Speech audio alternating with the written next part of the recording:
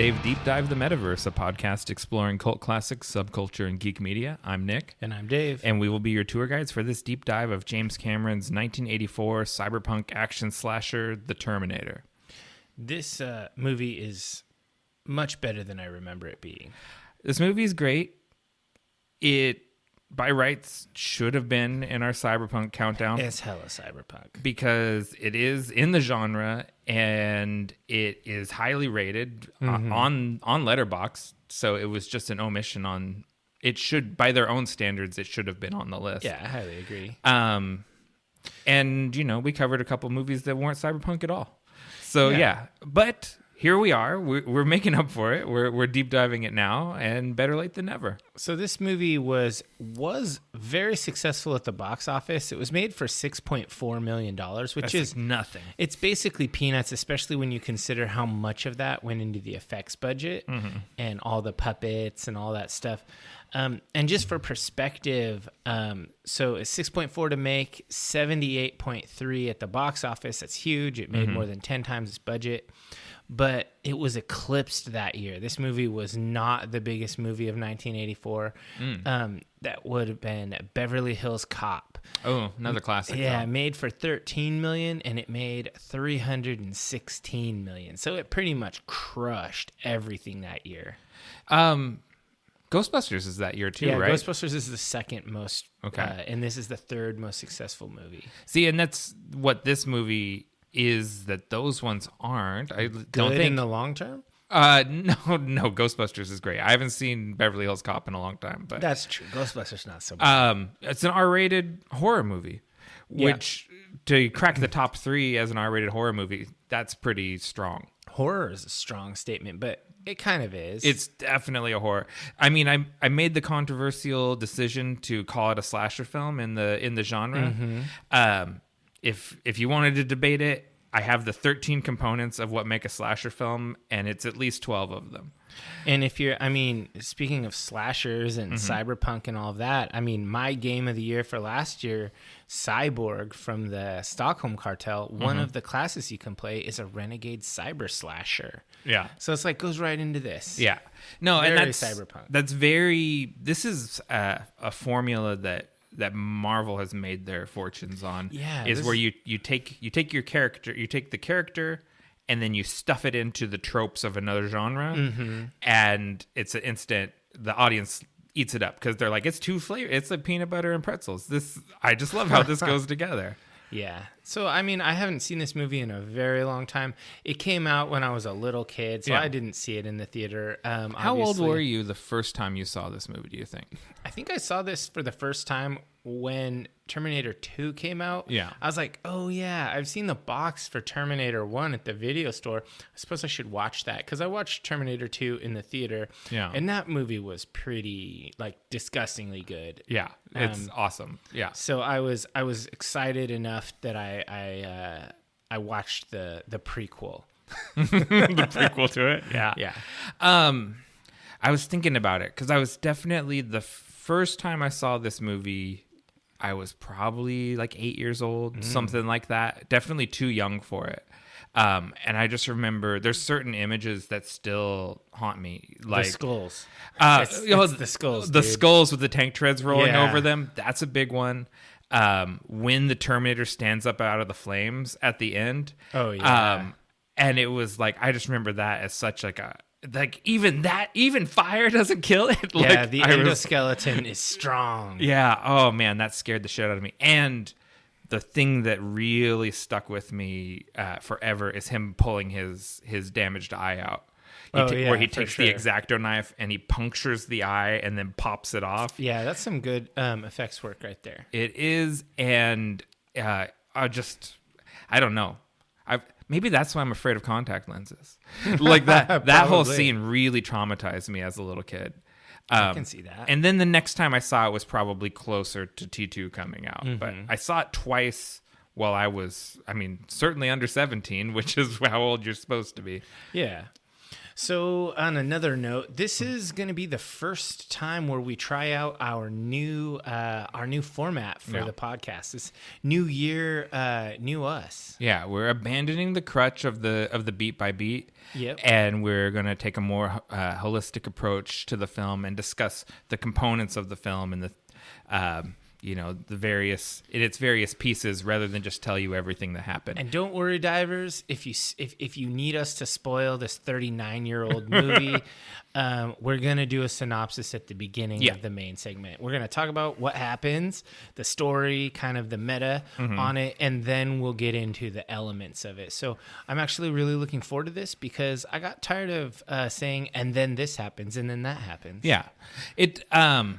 There was a few times where I thought watching the movie, it's like, oh, I'd like to do that transition or whatever. Like there's a room for a joke there, but then ultimately I think this is going to be a more listenable format. Yeah. So divers, stick with us. If this seems a little rough, we'll perfect it. I feel like I feel like we got the old format to its highest form, and we just want to do something better than that. Yeah. Especially because we're focusing in on the things that we love about the movie. Definitely. We will still have the segment where I get to trash on it. And then Nick will say something minor. He's like, there was a supporting actor that turns out to be a jerk, or something extremely minor. But I will still shit on your favorites if you're worried about that. I don't think you're going to shit on this movie. I'm going to call that right now. I do have a couple negatives, though. Okay. Oh, good, because I don't have many. The other thing we should say is this is part 1 of our James Cameron Imperial Phase series. Yeah, this is a new series, and it's a short one. We're doing 4 movies. The last one was 10. It dragged a little. Yeah. I love this idea of doing the Imperial Phase, and if you're wondering what that means, if you haven't listened to us talk about it before, it's basically when someone is at the very height of their creative power. Yeah. For a filmmaker, it's when they make the movies that define their career. Yeah, and with a band, it's like if you talk about a band's perfect run of amazing albums, like Ride the Lightning through the Black Album or something like that. The first 4 Black Sabbath albums, first 4 Led Zeppelin albums. Yeah, it's when they're at their best, and so this is James Cameron's Imperial Phase. I went through and I looked up his discography and I was reading about him, and this is his best shit for sure. I think you can make a strong case to include True Lies, but I think he is, after the success of Terminator 2, it's kind of in that cocaine party phase. Not saying that he was indulging in that. It's a figurative cocaine party. Yeah, it's in the, now I've had this much success and no one will ever tell me no again. Yeah. Which he's still in that phase with Avatar. It kind of sucks with this whole Avatar bullshit. And then he's got a few more queued up. And it's like, well, I guess we'll never see another good James Cameron movie because he's going to die before he's done with this blue skin nonsense. He likes cats. Yeah. Sad. Hashtag sad. So let's go ahead and roll for initiative. Ooh, okay. Did we have one dice? No, the other one's here. I just need to find I got a 12. I got 5. You go first. All right. So I want to talk about a show that's coming out. It's coming out on the day that this episode drops, which is we always drop on the 1st and 15th. So this is coming out January 15th. This is The Last of Us. Oh, man. Yeah, based on the video game, the classic, both Last of Us 1 and 2 are both games of the year in their respective years. It stars Pedro Pascal and Bella Ramsey. I'm just strong cast. God, so amazing. And he doesn't have a bucket on his head in this one. Yeah, we get some drama out of him. And Bella Ramsey is just awesome. Yeah. And so we got, this is just a bleak zombie apocalypse movie. This is a real horror movie. Are they zombies? Videos. I mean, you could kind of call them that. They're like fungus zombie things. Okay. Like it's not a, it unravels as you go through it. Did you play the games? I haven't finished the first one, but I'm in it. I honestly haven't played that much of it. I've probably maybe devoted 10 hours to it, which is like a drop. Nothing in the bucket. To a game like that. Yeah. And so I'm just excited for this because I love these kind of stories. I love these actors. I know that they were going to do it. They're going to do a good job for it. Mm-hmm. And so I'm stoked on it. And it's when this podcast drops, after listening to this episode, go and watch The Last of Us. Yeah, the teaser and the trailer both hit hard for this.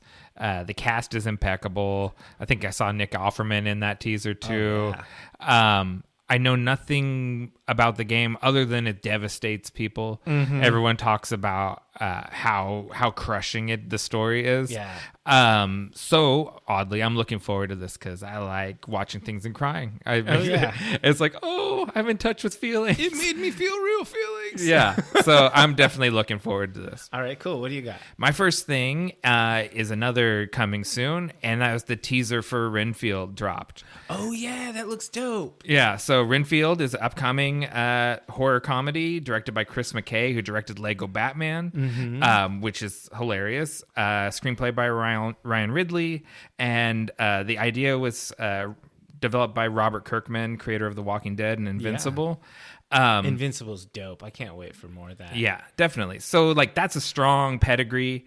And it stars Nicholas Hoult as the titular Renfield and Nick Cage as Dracula. And he is like this perfect hybrid of Bela Lugosi and Christopher Lee. Dude, Nick Cage kills. Yeah, when he does the Christopher Lee like Fang Bear thing at the end of the trailer, and I was like, oh, fuck, I'm sold on this. Yeah. Like, I kind of was like, oh, wait. It's a sort of an action comedy. I don't know if I like it anymore. And then Dracula shows up, and it's like, okay, I'm back. When all I had to see was Nick Cage's Dracula, I was like, I'm in. Yeah. Just like immediately. I saw some on-set photos of him, and he reminded me so much of late in life Bela Lugosi. I was like, oh, this is good. This is going to be really good. And Awkwafina is hilarious. Ben Schwartz is hilarious. Mm-hmm. Everything about this looks good to me, and I'm just as a huge fan of the Universal monsters, and they've bungled these properties over and over again. I'm so happy that maybe Universal is going to get a win for the monsters again. Heck yeah. Invisible Man was good too. That was my movie of the year in 2020. So nice. Universal's they're finally figuring out what they have the rights to, like, the best monsters in the world. Yeah, it's crazy. So my next piece is actually a piggyback on yours. Okay. Nick Cage was doing an interview for this movie, and he was asked a question about teaming up with Pedro Pascal in a future project or something, like maybe go to The Mandalorian or something, because they were in that movie, that buddy comedy together. Yeah, I haven't watched that yet. I haven't watched it either, but supposedly it's really funny. Yeah. Anyway, they were like, you want to go and join Pedro on that thing since you guys have so much chemistry. And this is what he said. He said, I'm a Trekkie. That's where I roll. I'm not in the Star Wars family. I'm in the Star Trek family. Not interested. What do you think? If you're that's bold, right? That's bold. That's to be like, hey Disney, fuck off. Yeah. I'm a movie star. I don't need your filthy money. I'm a Trek boy. I'm into making less money. So where do you fall? If you could be in one universe or the other, do you want to be immortalized, forever remembered as Nick, who is a bounty hunter or whatever in Star Trek, or do you want to be a Star Wars, or do you want to be in Star Trek? What's your thing? My preference is strongly in the Star Wars camp. That's if I was going to be acting in one of these things. Yeah, I definitely would rather be in a Star Wars thing than a Star Trek. I mean, thing. everyone would rather live in Star Trek. Yeah, that's utopia. Yeah, that's my leftist utopia. That's the future liberals want. Yeah, for sure. Is Star Trek.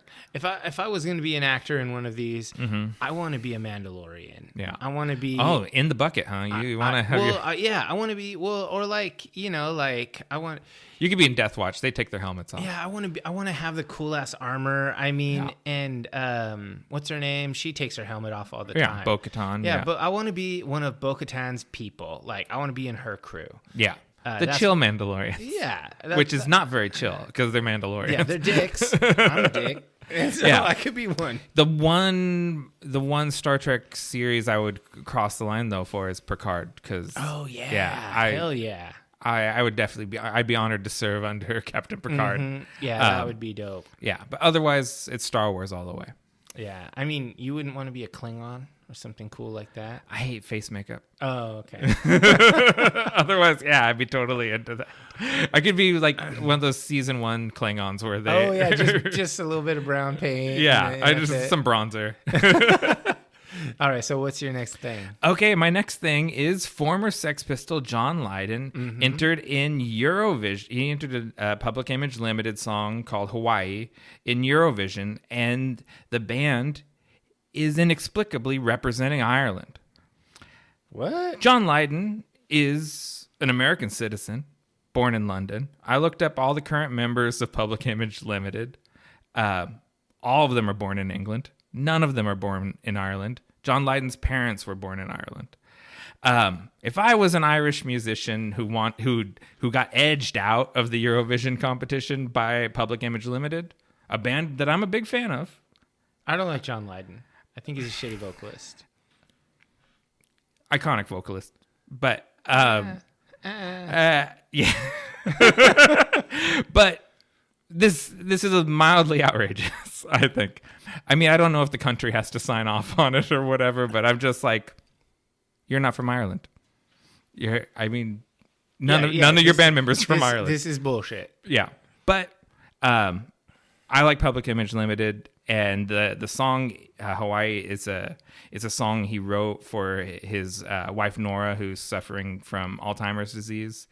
And he's talked a lot about how like watching TV comedies and shows that she liked, like Eurovision, kind of help her connect with herself. Mm-hmm. And so I know that's why he wants to be on the show, is so for her to see him on the show. And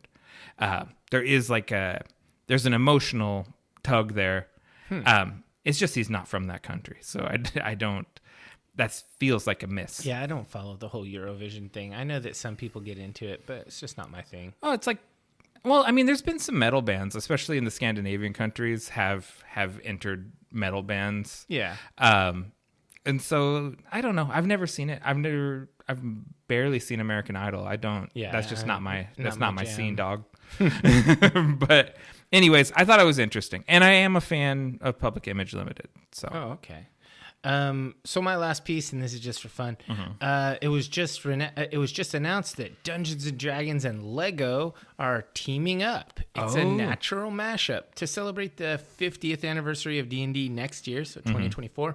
They're releasing an actual branded D&D castle set. It's called Dragon's Keep Journey's End, and it's official. This is the actual description that they give. The all-around 360 experience of this model, the level of detail, and the dynamic composition really bring all the iconic aspects of Dungeons and Dragons to life.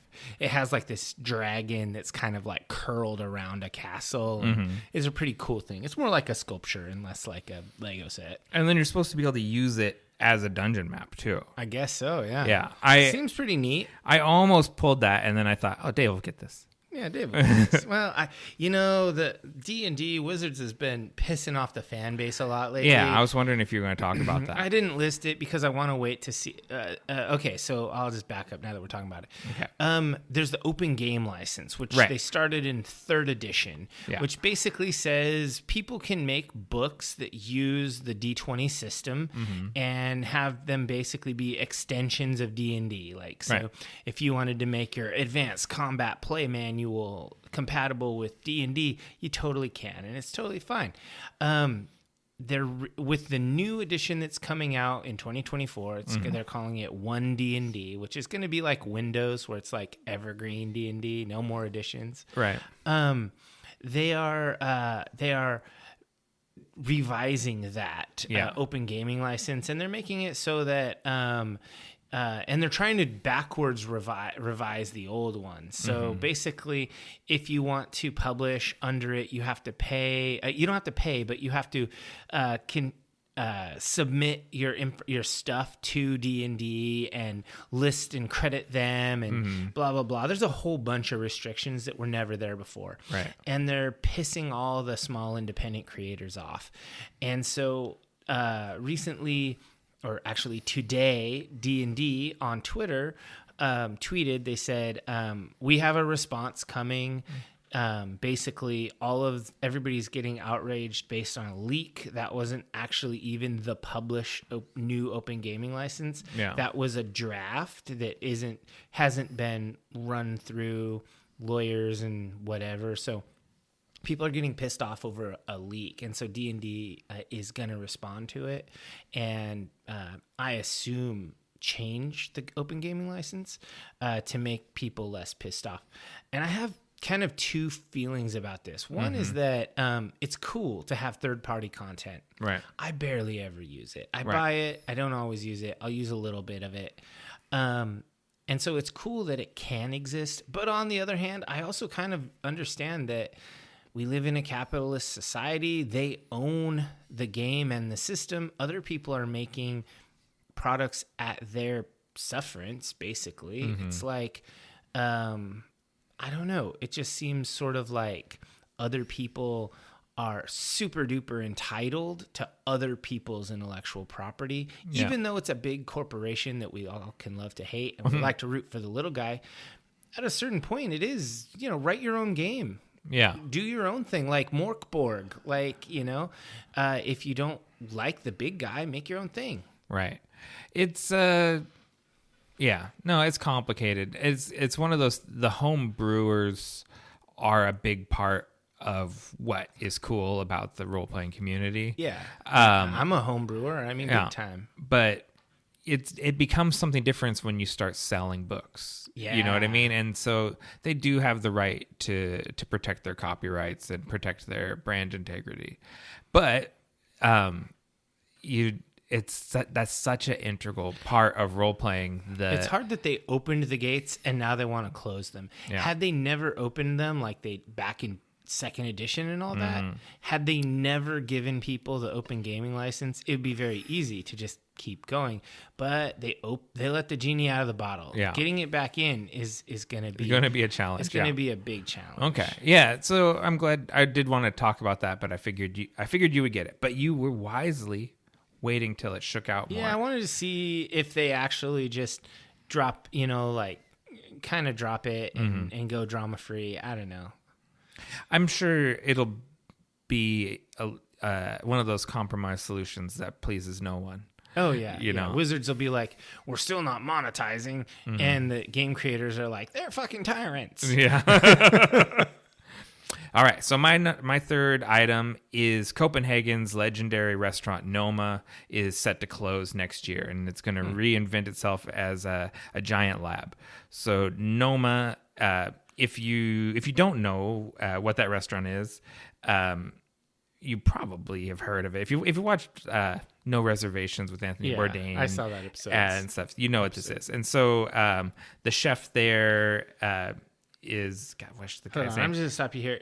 Divers, if you haven't watched every episode of No Reservations, stop listening now to this. Go watch every episode and then pick up because it's so good. Yeah, I'd go back even further. And what's the kind of the precursor to No Reservation? It was like a chef's journey or something like that. Something like that. I've watched all the Anthony Bourdain stuff. He's such a watch a chef. Read Kitchen Confidential. Yeah, Kitchen Confidential. Watch a chef's journey. Watch No Reservations, and then what was the one on CNN? Yeah, and then he Parts had Unknown or something. Parts Unknown or something like that. Travel show. Very good. Yeah. Anyways, Rene Redzepi was the chef at Noma, and well, I guess he still is. Rip. And so he's a pioneer in what they called New Nordic cuisine, which was hugely influential here in the Pacific Northwest. It's that farm to table, locally sourced and foraged and all of that stuff.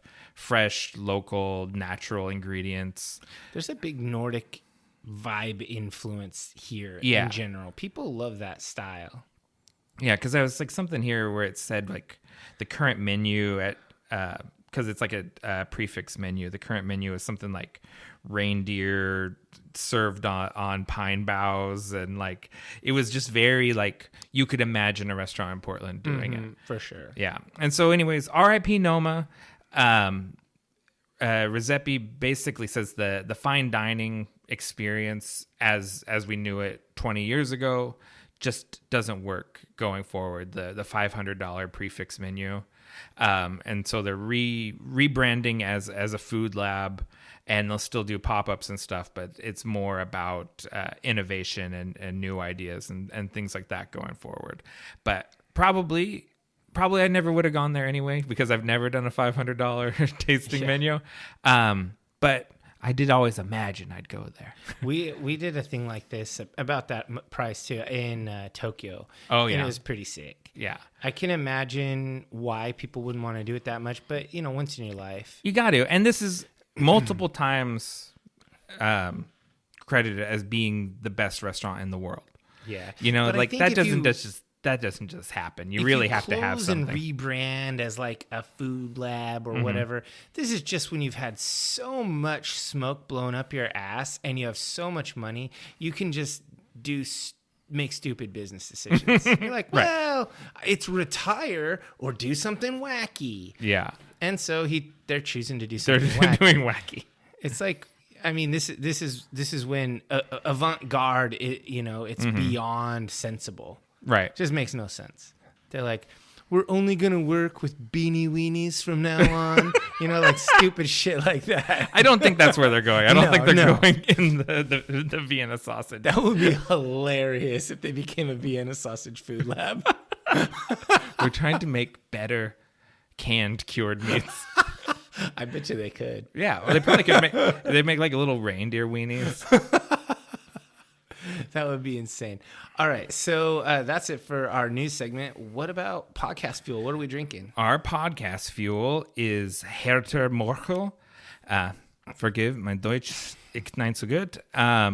It's an Austrian Euro dark lager, 5% ABV. This is in honor of the Governor himself, Arnold Schwarzenegger. It's a European Beer Star winner. It's silken slate color with plenty of crimson highlights, rich and toasty. Herter Morchel is an incredibly well balanced with notes of fresh baked bread, rye, and caramel. Yeah, this is kind of a bready dark ale. It's good, or dark lager. Yeah, it's tasty. I like it. I think it's probably not super fresh, but then they shipped it across the ocean. So I was looking at their tap room and everything. They look like they have a really cool setup. If I find myself in Austria, I definitely want to check this out. 1270. Yeah, because I'm an enthusiast of German beers, and there's a whole like world of Austrian beers that I haven't even dabbled in. So, and then Belgian beers. That's the shit right there. Belgian, yeah. I mean, every country in Europe. We should go to Friesland and have some beers there. There's only a couple breweries in Friesland, but I would love to go there. Very much. Yeah, I mean, you are more Frisian than me, but I've got a bit. All right, so let's go ahead and take a break. We'll come back and deep dive the Terminator.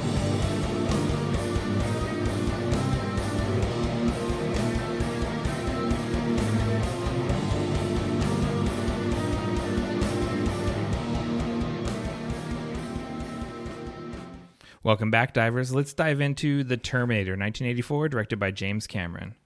My synopsis is: college student and part-time waitress Sarah Connor discovers that she is the holy Madonna of a future war between man and machine. Destined to be the mother of the leader of the human resistance, Sarah is caught between the competing missions of a freedom fighter sent to protect her and the relentless killing machine sent to exterminate her. I mean, that's a pretty good synopsis. I think I would describe it in much simpler terms that this lady is this is a slasher movie. The Terminator is a future cyborg assassin sent back to kill her because her son is a general in the resistance, and so her son sends back a guy to help her and protect her. Turns out that guy becomes his dad. Yeah. So it's a closed loop. It's a closed loop. If he hadn't done that, he wouldn't exist. So who knows? Anyway, it's basically this is a running chase movie, almost the whole movie. We learn about really cool. I mean, you strip it down, and this is just a slasher movie. But if you add all of the flashbacks in, there's all this stuff about the artificial intelligence, Skynet, that basically has a nuclear holocaust in the world, and they're hunting down the remnants of humanity. Yeah. And it becomes kind of a bleak post-apocalyptic slasher movie. Yeah. That happens pre-apocalypse.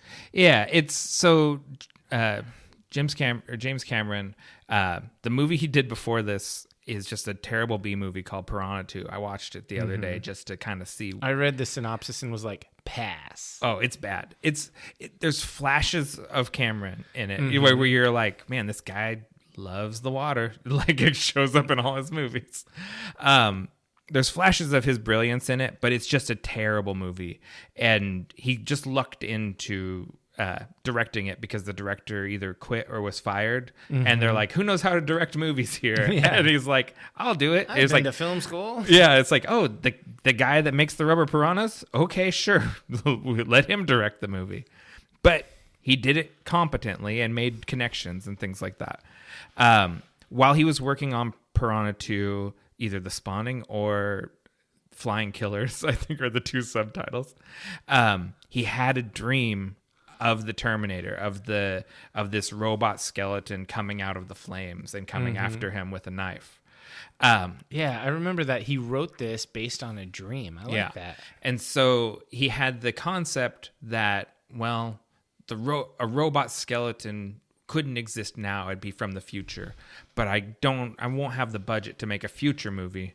So I need to have time travel so that the robot skeleton can come to the present day. Yeah. And it's like, that's such a simple, weird, quirky idea, but it ends up being brilliant storytelling. Like, so much so. Storytelling's the next segment. That is the next segment. It even that sort of thing gets remarked upon by the psychiatrist later in the movie, right? That there's nothing about the story requires any extra proof or whatever. Yeah. Even if the Terminator was just a guy chasing her, trying to kill her, the movie all still works. If Kyle Reese is crazy and none of this stuff is true, the whole movie would still work. Yeah, and it's an interesting thing to consider it from the perspective of Kyle Reese being crazy, but we do get tons of flashback stuff. Oh yeah, we get future flash forward. Flash forwards, yeah. It starts with the flash forward, right? Like, the movie, and we're in the storytelling segment. Let's get into our first segment, storytelling. Yeah, because I think the storytelling instincts are right there from the start. We get this, we get that iconic image of the tank treads rolling over the skulls. Oh, yeah. And just this bleak apocalypse with these resistance fighters fighting these huge machines. And then we cut away and have a little forward. The machines rose from the ashes of the nuclear war. Their war to exterminate mankind has raged for decades, but the final battle would not be fought in the future. It would be fought here in our present, tonight. Opening credits. And then we're right into the movie. Yeah. One thing I really like about this movie, as far as the writing, the storytelling, the writing, directing, etc., is I think that Cameron does an amazing job of keeping the tempo and the tension really high. Yeah.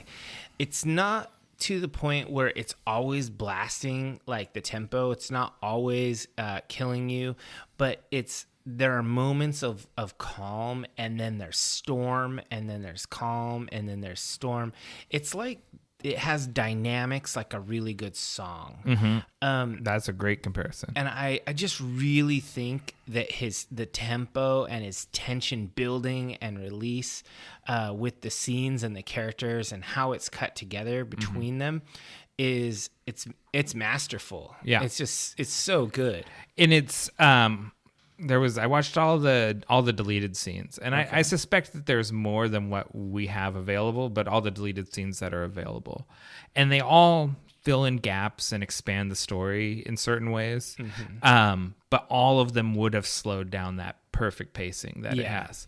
And so those are hard cuts to make. You know what I mean? As a filmmaker, where you're like, this is a great scene, and they have Sarah and Kyle have a good interchange here, but the movie slows down too much if we spend too much time with them just like talking and building their relationship, lore dumping, and connecting. And there's a ton of lore dumping, but it's always in action sequences. So while you're getting exposited at, you're also being chased by the Terminator. Yeah, we get Kyle Reese just explaining so much stuff while they're like running or driving or hiding. Yeah.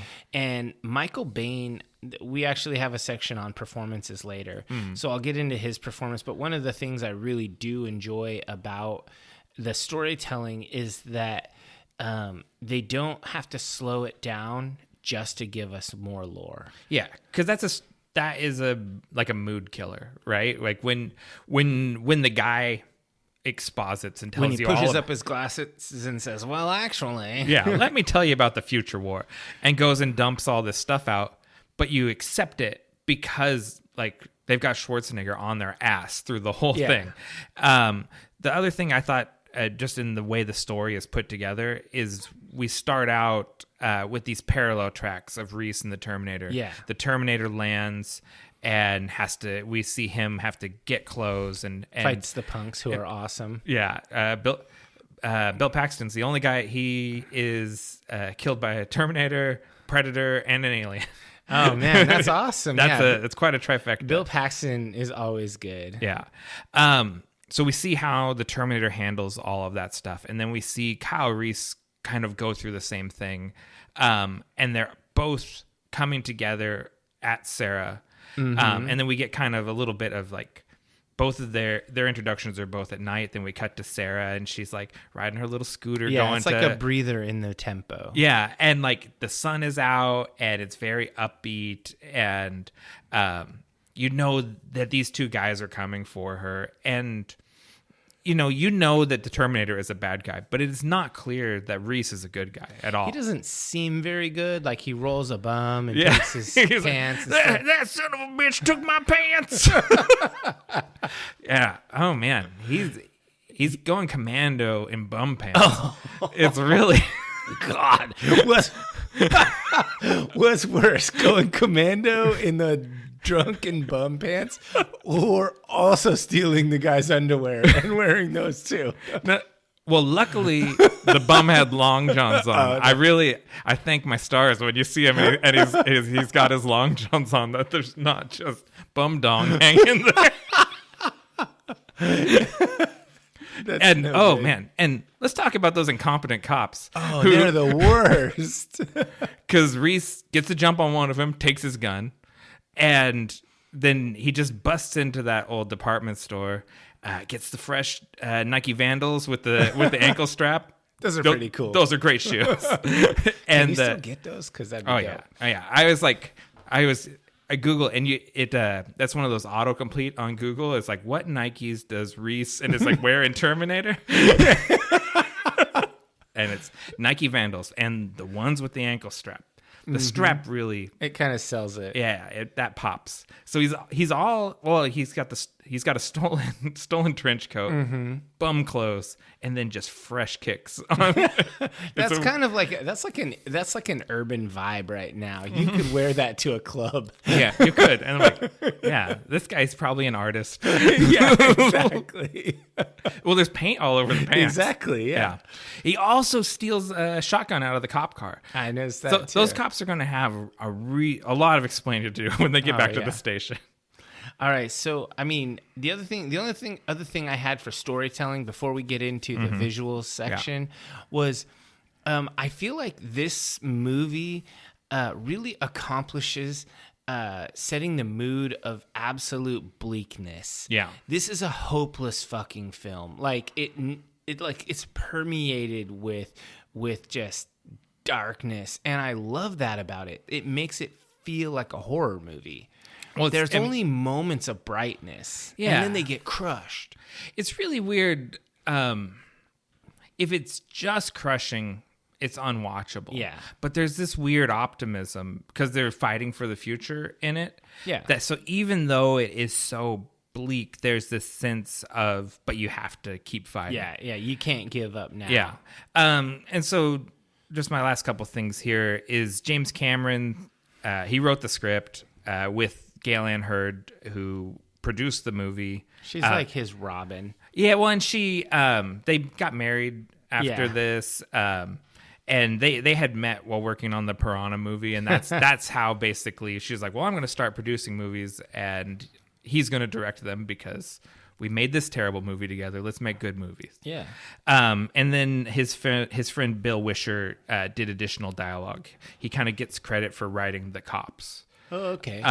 Which are great side characters. The script is just so simple, and it takes these like sci-fi and noir tropes and stuffs them into the slasher movie and makes something that feels fresh and original. Oh yeah, and I'm going to get to that in our themes and motifs section. Okay, good. For sure. My last story comment is I don't give a lot of consideration to Harlan Ellison's claims of plagiarism. Oh, yeah. His story, Soldier from Tomorrow, there's enough similarities that acknowledging his work in the credits, I think that's about as much credit as he deserves. Yeah, and James Cameron straight up said, the lawsuit is bullshit. I didn't steal anything. There's no merit to this. This is a cash grab. And the only reason I agreed to the settlement was because the studio said if I didn't sign this agreement, then I was liable for the damages. And in this case, they're liable for the damages. Yeah. So I signed the paper. Yeah. That's fine. Harlan Ellison wrote a lot of stuff. Harlan Ellison. Yeah. I mean, he's sort of I've always loved him for being such a fucking dick. Mm-hmm. Like he used to be on some sci-fi channel. I can't remember this show that I used to watch, and he'd do editorials where he just was a dick. Yeah. And I always thought he was really funny. But he is a notorious asshole. Yeah, exactly. That wrote a lot of sci-fi in the 60s. Yeah. I don't like it, the cash grab thing. Mm-hmm. It annoys me. All right, so let's get to the visuals. This is where we're going to talk about stuff like cinematography, production, design, that sort of thing. I think that the first thing you have to call out is the practical effects that they did in this movie. Definitely. Because this is 1984. It was, there's some computer effects like the lightning and that sort of thing. Mm-hmm. They're probably not digital. That's probably like animated, like painted. Maybe. Yeah. But this is some low-tech solutions. Like, they're building models of everything and filming them, and some of the stuff you can see is fairly clearly models and whatnot, but some of it is just ridiculous, like the endoskeleton puppetry. I really liked that, and I thought that some of these the future scenes with the tanks and the hover flyer thing and all of that, it was just really well done. I enjoyed that. Well, I mean, and nothing like the flying hunter killers and the tank tread hunter killers. The fact that you can tell they're models doesn't take anything away from that for me. I still think that stuff is still haunting visually. It still has been referenced over and over again by other stuff. It's real enough. You know what I mean? It's real enough, and with the mood and with the story, you buy into it, even if well, that's just a puppet.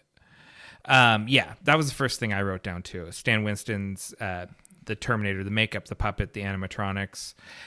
So much of that comes from James Cameron's designs himself. He's a prolific illustrator. Yeah. He storyboarded the whole movie. The movie had to delay their production because Schwarzenegger was shooting Conan the Destroyer. Yeah, they didn't want to give up Arnold because they thought James Cameron was stealing their movie star. Yeah. and Arnold was a key point in getting the funding for the movie too, because his star is starting to rise. Conan was hit big. Yeah. The second Conan, not so much, but the first one hit really big.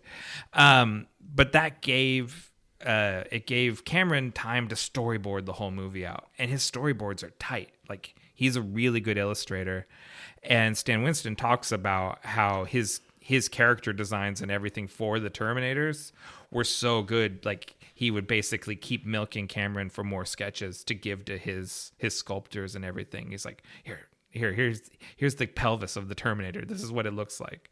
And so Stan Winston was really using Cameron's ideas to their full extent. Yeah, and I think that it was just really good. Winston did an awesome job. Mm-hmm. I feel like the opening battle scene and then all of the which is a flash forward or flashback. Right.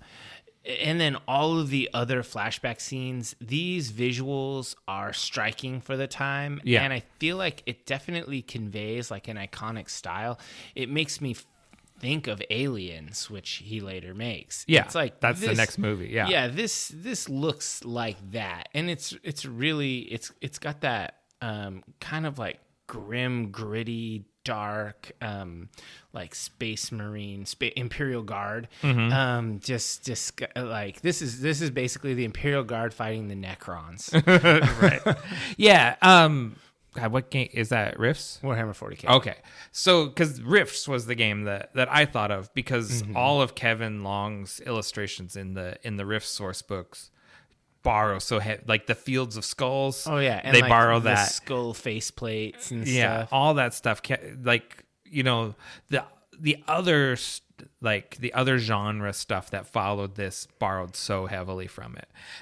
Fantasy 2 is the effects house that did most of all of that stuff. Gene Warren Jr. being sort of like the lead special effects artist on these things. Yeah. And every one of those scenes is just iconic. Like every B movie with time travel in it or whatever, or Future Wars, aped this for the rest of the 80s and into the 90s. Yeah, I think that it was really cool. I really liked those parts, and I think it lent to that storytelling idea of this being grim and dark. And then another point that I had was I love how the camera angles are chosen. It really feels like a comic book. There's so much stuff filmed from below. Right. So you see like the hero running towards you, and you're looking up at them. Yeah. And I'm holding my hand up like, like all the podcast listeners can see it. It's got this highly considered point of view, and it's throughout the movie. These are like panels from a comic. Definitely. Yeah. And it's very comic booky. And I feel like it's done really well, like not in a cheesy way. And I highly enjoy that. So that's Adam Greenberg is the cinematographer. And he's had an illustrious career. He's done a bunch of other Schwarzenegger movies. Like, so I think probably Schwarzenegger liked him. Like and, the way he looked. Yeah. He's like, I like how you film me from down low and I look so massive. He does look huge, like superhuman. Yeah. Yeah. I mean, and that's, the inside of the Terminator is slowly revealed over the course of the movie. But Arnold himself, 1984 Arnold, is already scary enough. Yeah, he's believable as an unstoppable killing machine from the future. Yeah, Just without seeing that he has a metal skeleton. Yeah. And so thinking of that scene, Hilary Wright's costume design is really strong. The opening scene with Bill Paxton and his droogies up at the Griffith Observatory. Oh, yeah. They look like real punks. Like, yeah. they don't look like over-the-top cartoon punks. They don't look like I've never seen a punk before, and this is how I imagine they dress. They look like real street dudes for the most part. And I love the outfit that Arnold steals. Yeah, it's a M65 field jacket, customized with a leather collar, studs on the back, and like a motorcycle drive chain over the shoulder. Yeah, that's pretty cool. Yeah. And then the like the ring boots with like the chain across the top. That's punk. Yeah, it's pretty tight. And then later on, we never see where he gets it, but he gets a Shot Brothers Perfecto motorcycle jacket, even tighter. Yeah, because that's the iconic. That's the jacket he's wearing on the cover of the VHS tape. And the gargoyle sunglasses. Like I said, Reese's Nike Vandals, Sarah Connor's Guess jeans, like all the costuming. It's so 1984. It's like this perfect time capsule. Yeah, I like that it feels stylish and modern for 1984. It doesn't feel like, just like, I don't know, like late 70s, mid 70s, just like stuff that people could have worn because, but it actually feels like those characters would have been fashionable in that moment. Yeah. They seem like Sarah seems like a pretty cool college chick, and her roommate Ginger maybe just a little cooler, like Yeah. more hip than her, because Sarah gets stood up, Yeah. so she's a little more of Although a that wallflower. boyfriend guy is kind of a creeper. Oh, Mark? Yeah. Yeah, he is a creep. He's like sampling the goods of the roommate. It's like, hold on, I'm going to sniff your hair and kiss you on the ear. They're college kids figuring things out. Yeah. They probably all dated each other in some combination. I'm not here to judge. I'm going with my creeper line anyway. Well, slasher movie rules. Mark, as a sexually active creeper, he has to die. Yeah, he has to die. Yeah, that just always happens in slasher movies. So I only had one more point for the visual section. Is I wanted to call out the lighting in the movie. Oh yeah, so good. I feel like it was thought out so thoroughly, because there are some scenes that are just incredibly bright and you can see everything, and then there are other scenes that are so incredibly dim. It's extremely scary. It's creepy. It's moody. I don't know. I just feel like the lighting in this movie, it really stood out to me when I was considering how it looked. Yeah. Sarah goes to a nightclub called Tech Noir early on when she's hiding from Kyle, because she doesn't know that's her savior. Yeah. And that's, it's very conscious. I've been calling the movies that we've been deep diving tech noirs for a while now. Yeah. I didn't actually realize it came from this movie. And this is where that term originates. Yeah, that's one of the themes of the movie. That's one of the main themes. And that was stated by what's her name? Gail, the producer? Gail Ann Hurd, yeah. Yeah, she said that was intentional because she wanted reviewers and Hollywood people to see that this is a genre fusion film. Yeah, it's not just a slasher film. It's something elevated. Yeah, this is intentionally a fusion project with influences from science fiction, noir, and horror all in one. And so I think they really pulled that off. Oh yeah, completely. Did you have much to say about audio? I had some audio thoughts. Okay, me too. It'd be hard to ignore audio for this movie because the music is so iconic. Like Brad Fiedel. I've been saying Fidel. There we go. He wrote some amazing synth music. I love that it's all synth. Yeah, it's just timeless. Like with the heavy beats, like like that just, and then the high pitch triumphant theme that recurs.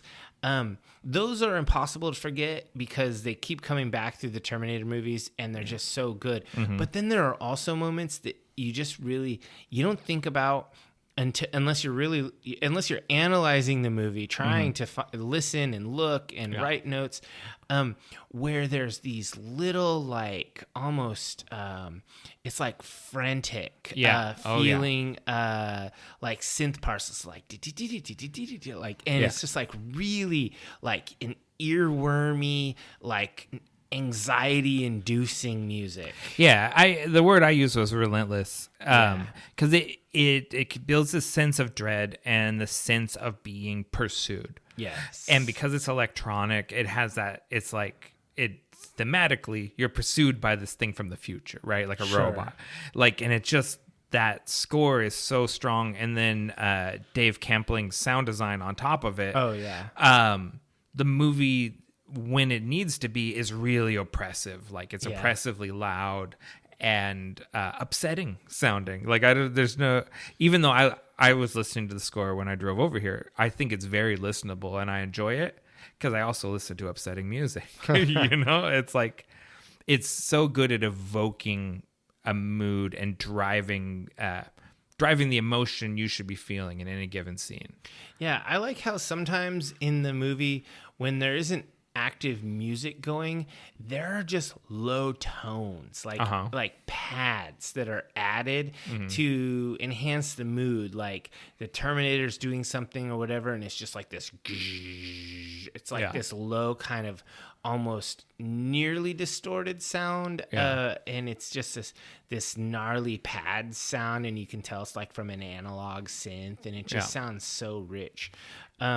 I just highly enjoy the way they insert those almost soundscape sounds that aren't songs. It's just tones, and sometimes they make you think of sirens because of the way they have this high pitch, like and you're like, man, this is like fucking me up, like this is like getting to me. And then there's other times where it's like almost sounds like a helicopter is flying, like but far away, and or like rumbling tank tracks.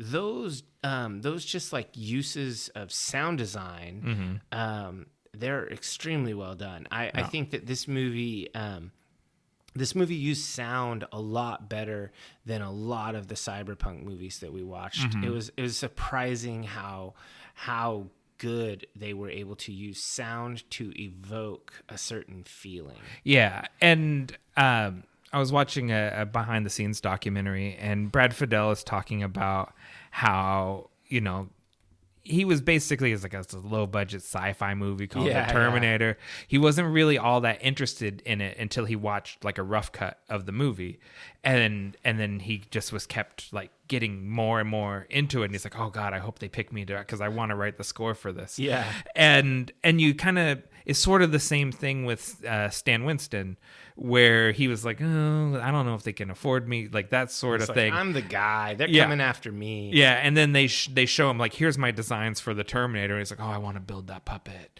So cool. Yeah. Yeah, and so like so much of this movie hangs on how cool it is and people wanting to do it. Yeah, it like unintentionally it went from James Cameron's dream to like a passion project for a whole bunch of people. Yeah. Which is it's really cool.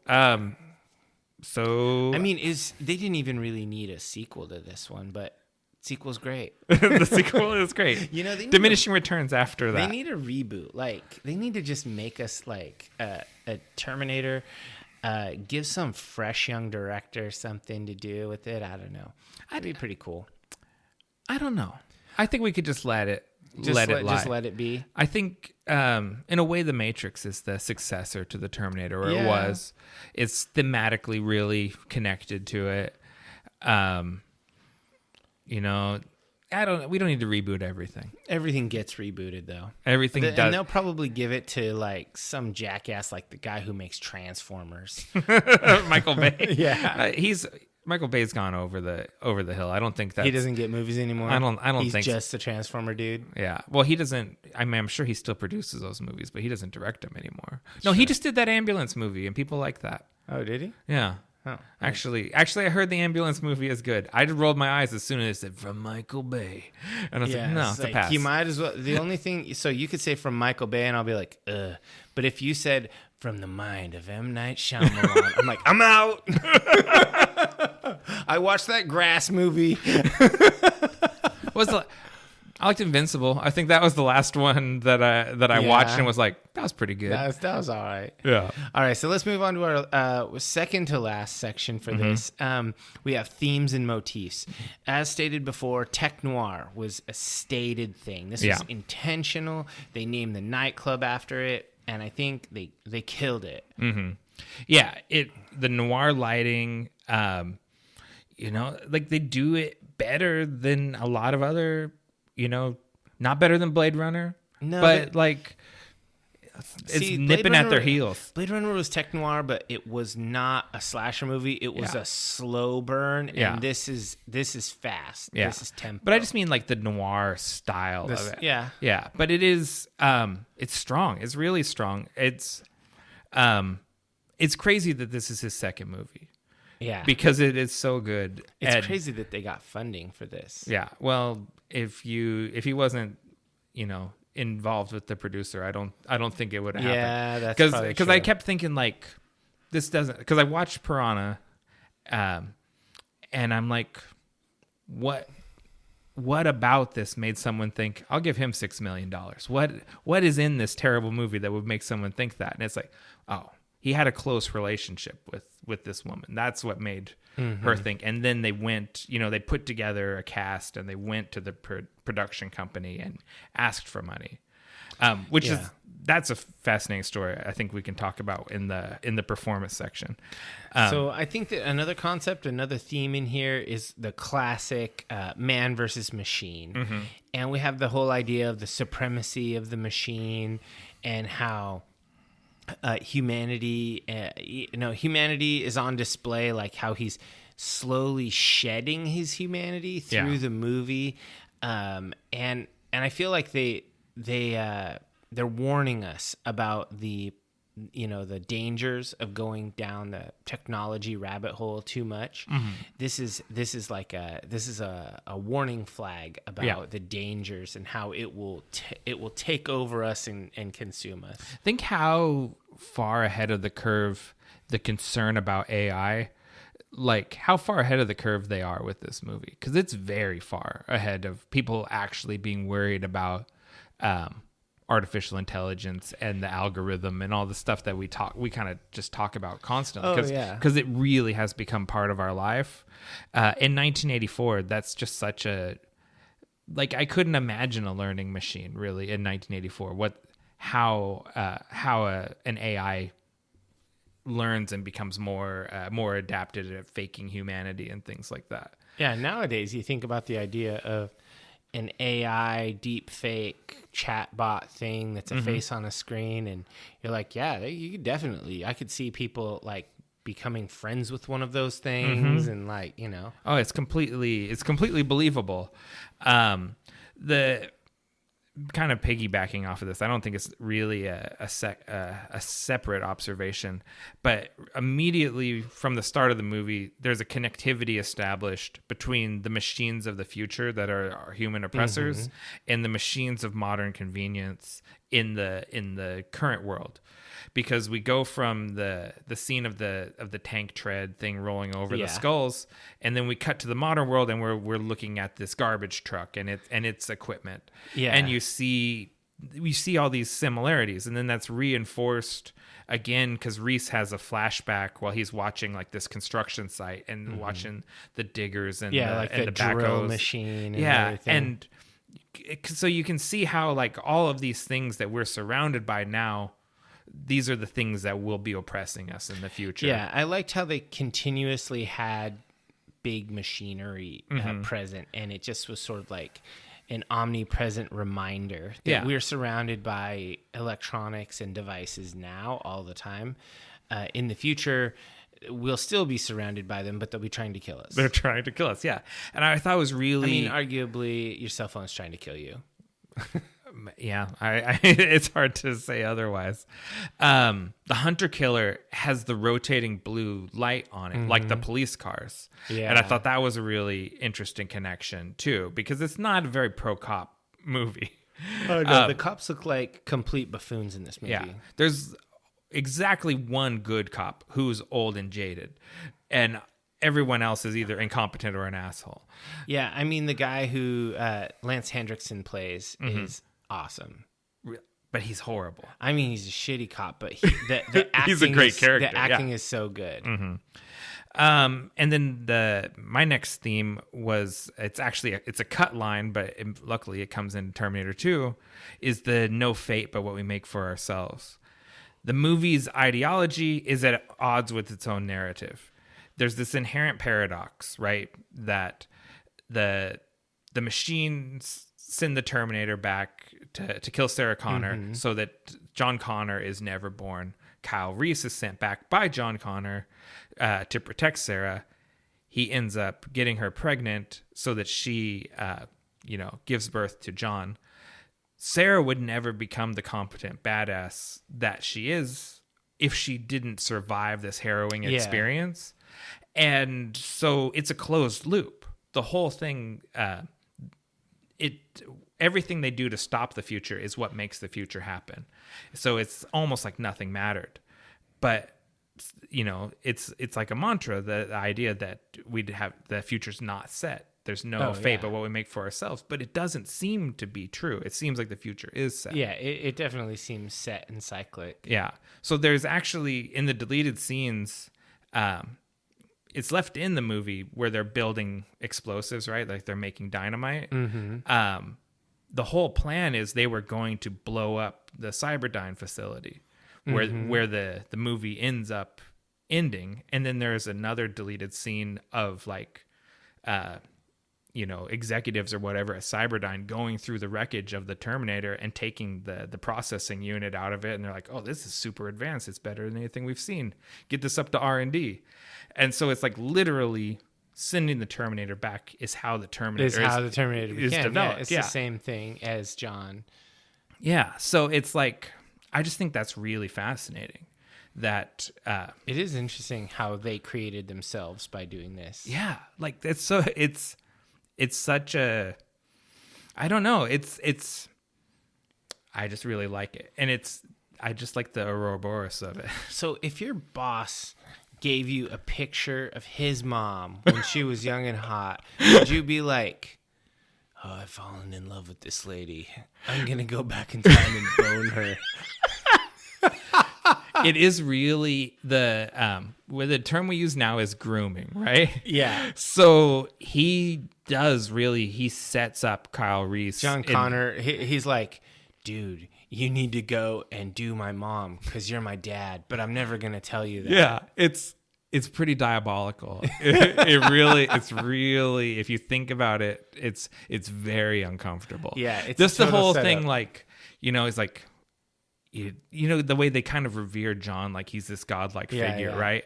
And so you just imagine, your Messiah comes and puts his hand on your shoulder and it's like, here, you're a good soldier. Here's a picture of my mom when she was young. And he's like, I don't know why you're giving it to me, but it's a picture of a pretty lady. Yeah. Like, I'm going to base my whole identity around it because I've grown up eating rats and living in a hole. It's like his life is terrible. And the most important man in the world just came and like showed him attention. Muad'Dib came and gave a picture of Lady Jessica to some random Fremen. It is totally like that. And then he's like, no, go back in time and make sure I'm born. Make sure I'm born. Whatever it takes.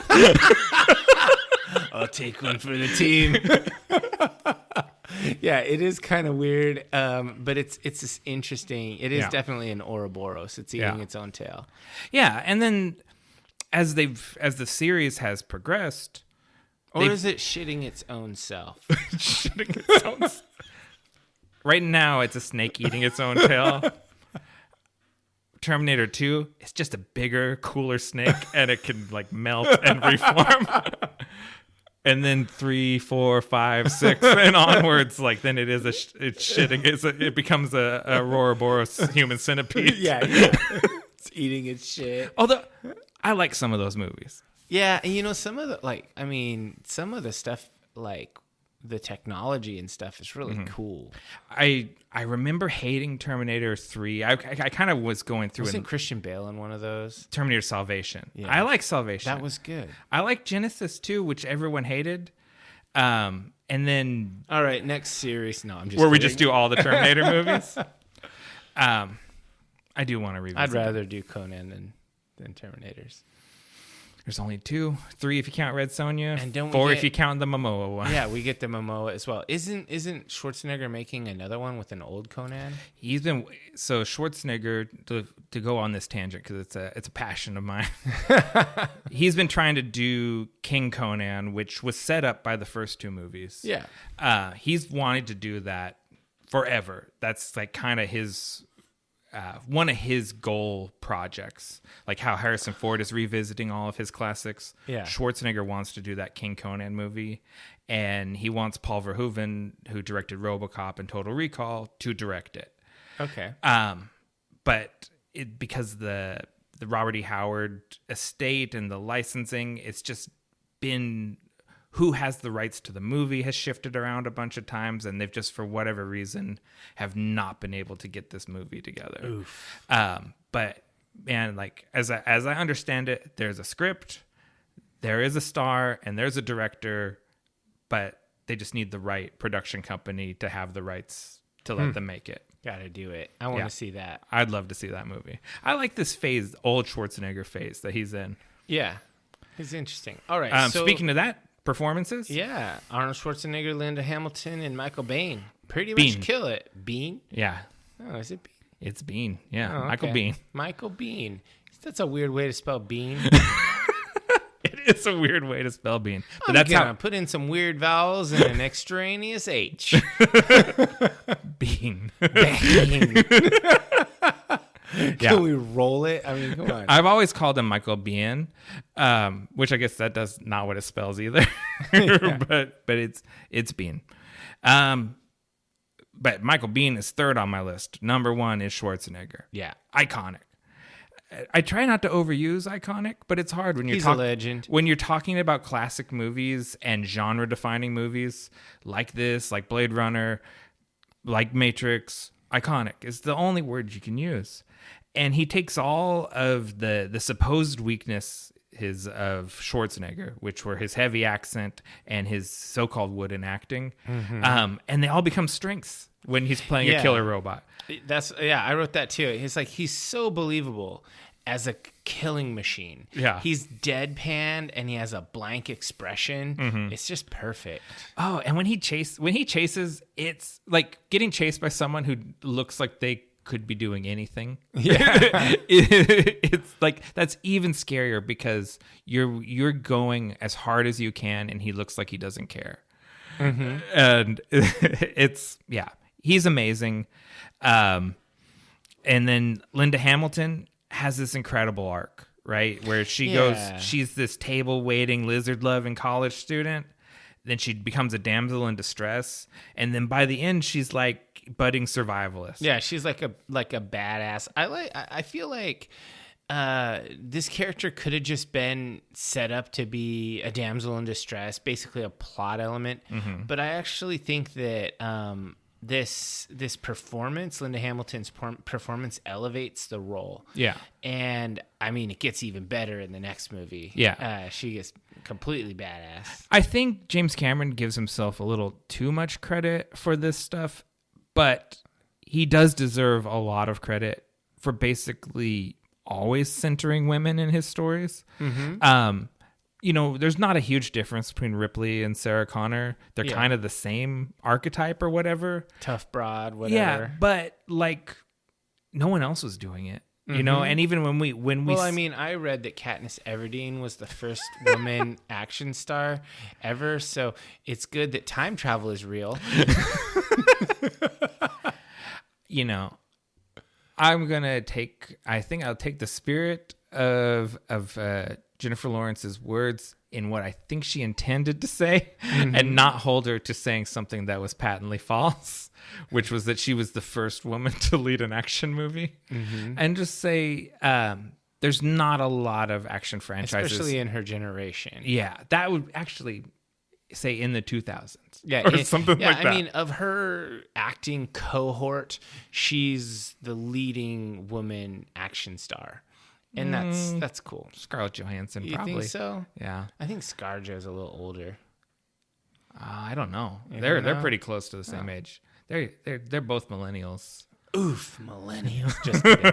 Just kidding. I like millennials. Yeah, but and even when we see like in the future, you see Kyle Reese's like his battle buddy is a woman. Like and there's no like they continue that in Aliens. Yeah, exactly. It's always, and RoboCop had that. Like it's kind of a trope of the genre, I guess, that the future's genderless. I think in even in the 80s and whatnot, the idea of cyberpunk is that cyberpunk gender is less important.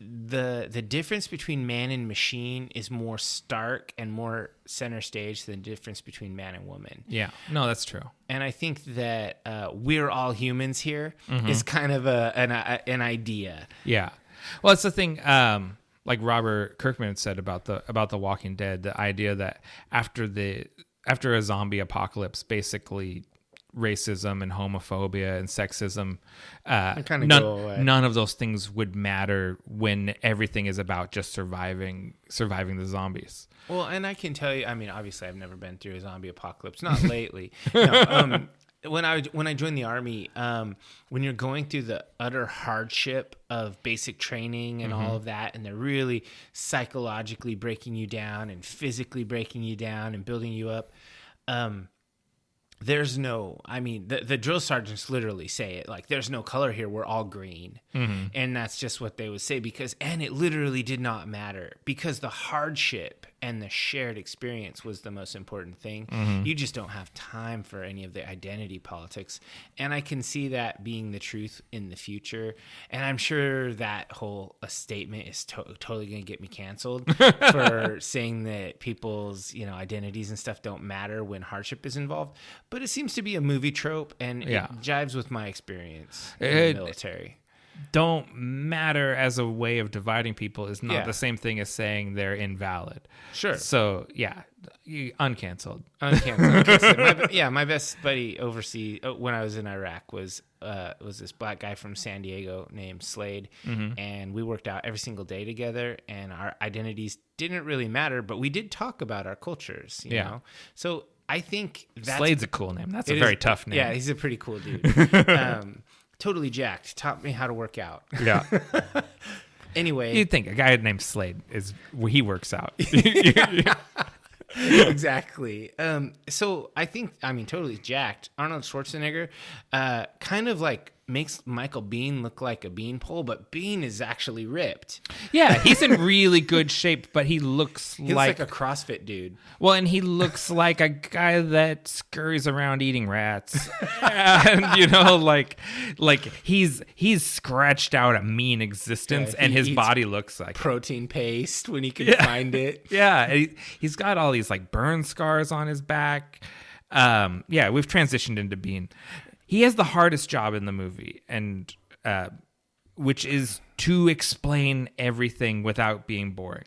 He's constantly expositing to Sarah. He's the lore dump guy. Yeah, and he does it well. Like for the most part, he's successful, and he's got like all like the "come with me if you want to live." That's a great line. He absolutely will not stop until you are dead. Like he has these great deliveries. He seems just frantic and crazed, so that you could see like why she would think he was crazy when he first encounters her, like because he seems crazed. I think Michael Biehn does a great job, and part of the thing in the downtime while they were delayed, he studied the people that lived in the ruins of the Warsaw Ghetto. Yeah, I think that's really interesting. Yeah, like I guess there's like in the ruins of the ghetto, there's like Nazi resistance fighters, and then when we see how those people are living, like it's just like that. It's very World War II. Oh yeah, like the little children huddled around the TV that they have a fire in. So you see the glow on their face, and then you cut to behind them and see that it's basically their fireplace. Yeah, and it's grim stuff. And Biehn is like Reese. He's like the hero of his little camp or whatever. Oh, See how he's got that cool bomber jacket with the quilting on the back. More cool costumes. Yeah, and he really carries it. He does not. He doesn't wilt in the role. He really does shine. I think that he pulls off full action hero mojo here. I think that he was great in the action scenes, but he was extremely adept in the dramatic scenes. He delivered some pretty corny lines, but he did it with some sincerity, so it felt believable. Yeah, because he kind of in a way, like, as the romance develops between them. I've had this picture forever. Yeah. It's you, Sarah. I came across time for you. I've always loved you. Yeah. But like you said, he's very sincere. James Cameron makes sincere movies. Say whatever you want. Titanic. That's a very sincere movie. You live, Rose. Like she's like, get off my board. And shoves it. She says, you'll be inconvenient to my life. Thanks for a wonderful weekend. Move, poor man. This really meant a lot to me, and I'll never forget you. I'd rather lament your loss than live with your presence. Yeah. It's like the House of the Dragon. It's like, we're just gonna go and eat oranges. What are you talking about? What are you talking about, Kristen Cole? Exactly. Yeah. But okay, so anyways, the roles reverse for them in those scenes because she becomes the more experienced person. Like, and he's like, she's like, there's no one special back home. And he's like, no, never. And, and she's like, oh, okay. Let me show you what sex is about. And he's like, your son told me all about this. Hey, man, that scene was very formative for me at 12 years old. Like, it's etched into my mind. I was in love with Sarah Connor too, basically. Man, with that poofy ass the hair. poofy hair and the high waisted Guess jeans. Oh man, Yeah. that was a look. I'd go across time for that. Still, That's funny. So I did want to call out, I mentioned him before, Lance Hendrickson. Yeah. I really like the acting, and I really liked in the making of the Terminator how they talked about he was actually supposed to be the Terminator. Yeah. But it was going to be a different style Terminator. Not an unstoppable juggernaut, but like a praying mantis. I love like, that waits idea. and kills his victims.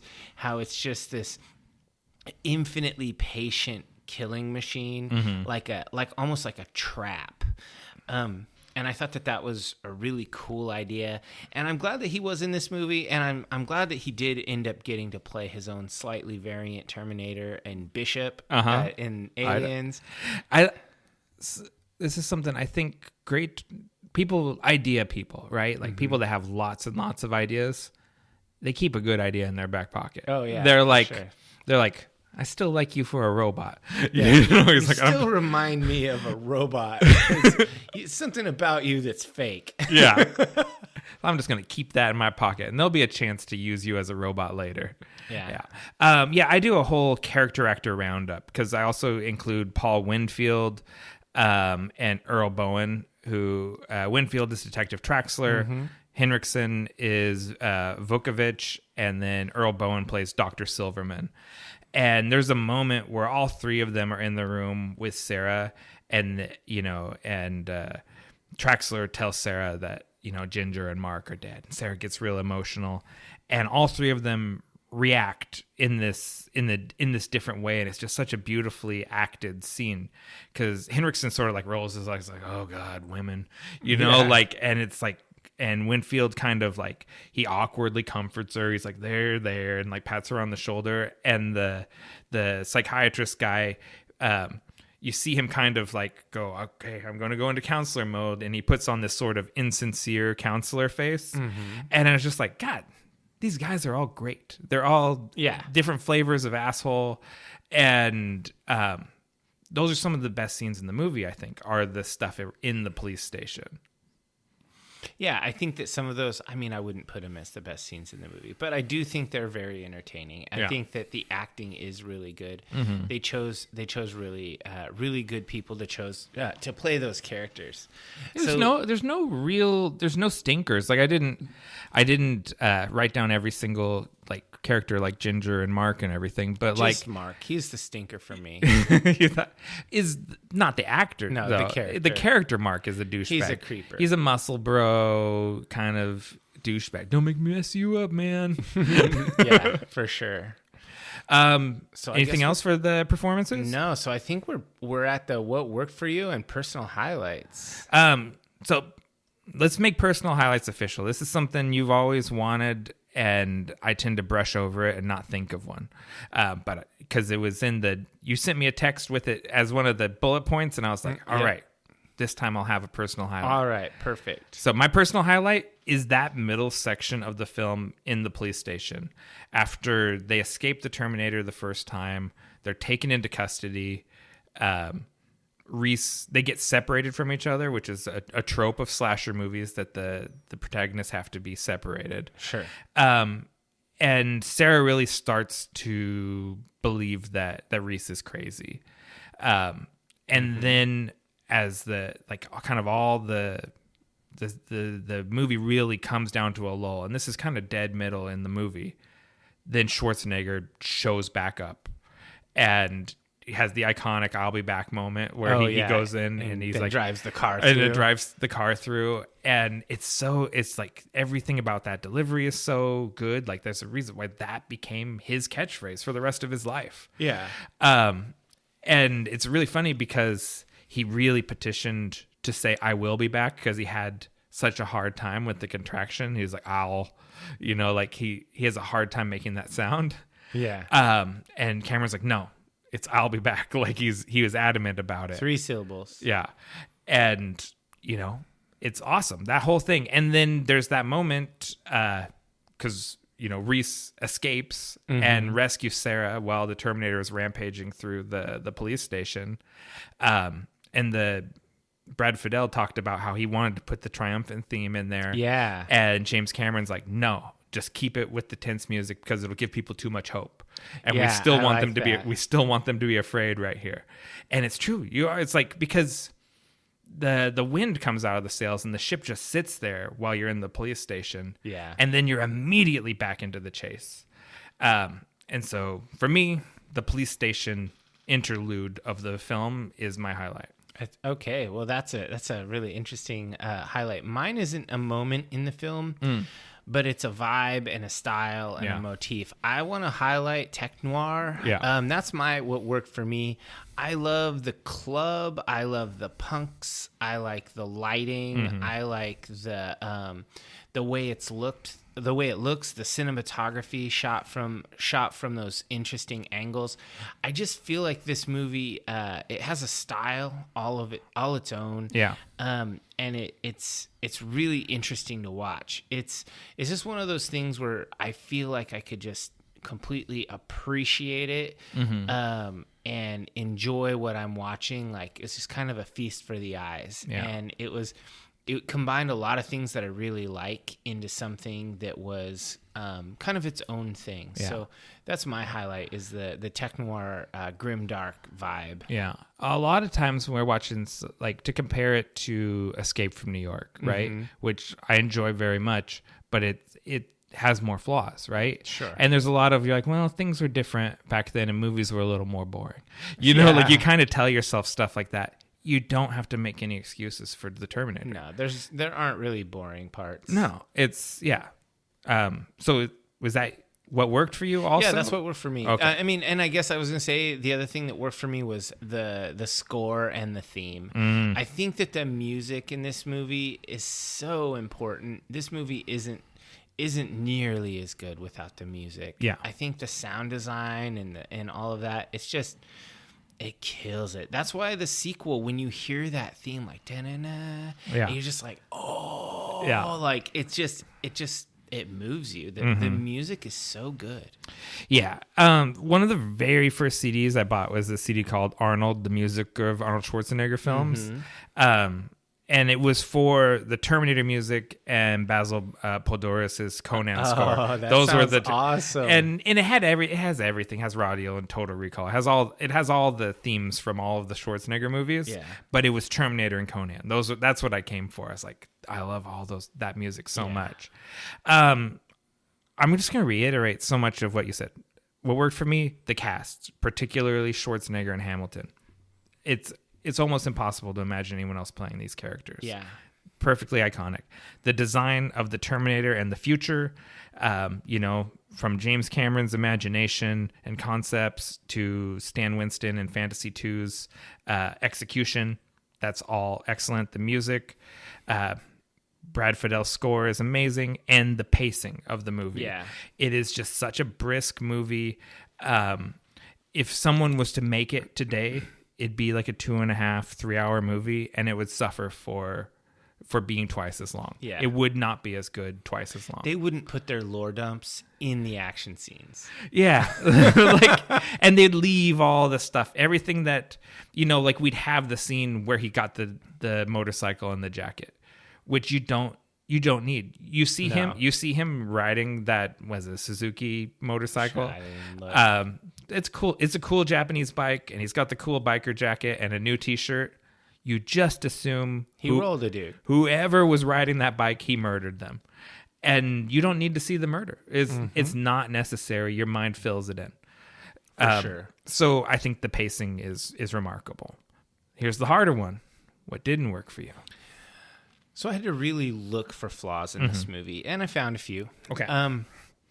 I mean, it's such a simple linear plot line. This is a by the book plot line with regards to all the things like the protagonists have to separate and then they come back together and then there's a false victory at the end and then a scare again and then a real victory and then a looming threat. It's all this is like drama 101.